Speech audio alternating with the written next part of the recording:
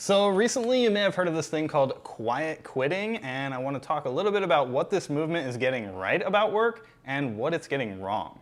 First off, if you don't know what quiet quitting is, it has kind of a dumb name. Like, when I first heard this term, I thought it meant that you just stop doing your job, keep collecting paychecks, hope that nobody notices, and eventually get fired. But that's not actually what it means at all. What it actually means to quiet quit really has nothing to do with quitting at all. It just means you're gonna stop going the extra mile at work, and you're just gonna do what's in your job description and nothing extra. You're not gonna hustle extra hard and work 50, 60, 70-hour weeks for your boss or anything like that. You're gonna keep your personal time personal. Now, you might think this is something we'd be really into, since we're always talking about saving up money, working less, so you can spend your time the way you want to. I mean, we literally quit our full-time jobs when we were 29, and we have no plans to get new ones. But before getting 100% on board with this, there are a few problems with quiet quitting that I feel like we should address. Here's what quiet quitting gets 100% right. Number one, your free time is important. Life is not all about work.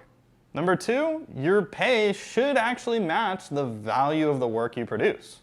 And number three, let's be real, this one is definitely right. Bosses don't always reward extra effort.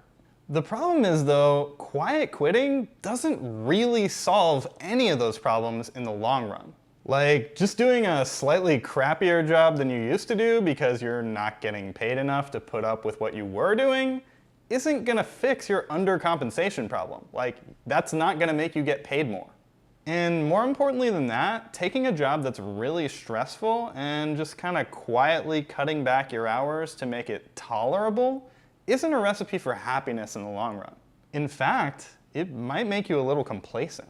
Like, if you're really unhappy working 50 or 60-hour weeks, you may find the motivation to save up a bunch of money, invest it, and actually free yourself from that job forever.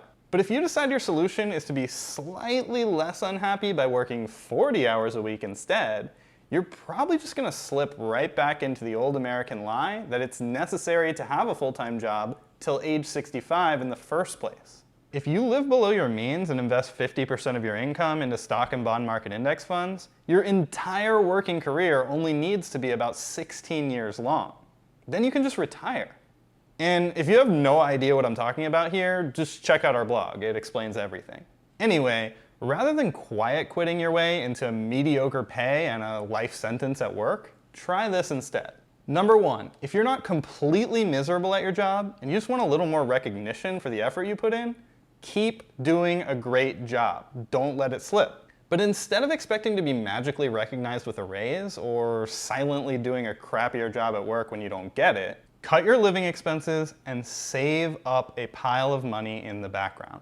By doing this, you're going to gain the leverage you need to demand the pay that you actually deserve. Once you're financially set enough that losing your job wouldn't be a big deal anymore, let your boss know politely and with a smile that if you don't get what you're worth, you're sadly going to have to look for it somewhere else, even though you don't really want to quit.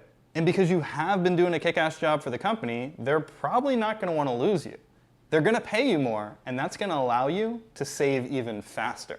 Eventually, the goal is to have enough money in investments that you can stop worrying about work altogether. You don't actually need the job at all. And by the way, you don't have to grind it out for 16 years straight at a full-time job like this, saving 50% to feel free. As your money grows, you should start to feel freer and freer every day. Think about it this way. If you're saving half your pay, that means you're banking 1 year's worth of living expenses for every 1 year you work. You could take a whole year off for every year you work if you wanted to. That gives you a huge amount of freedom to take sabbaticals along the way. That's what we did several times. Oh, and you can negotiate more than just extra money with your employer too. I negotiated 7 months of remote part-time leave back in 2019 and visited every national park in the United States as a break from my job. And when you have money in the bank, you can be bold with what you ask for. So instead of quiet quitting, save your way to freedom. If you like this kind of stuff, don't forget to subscribe or follow along on your favorite social media platform.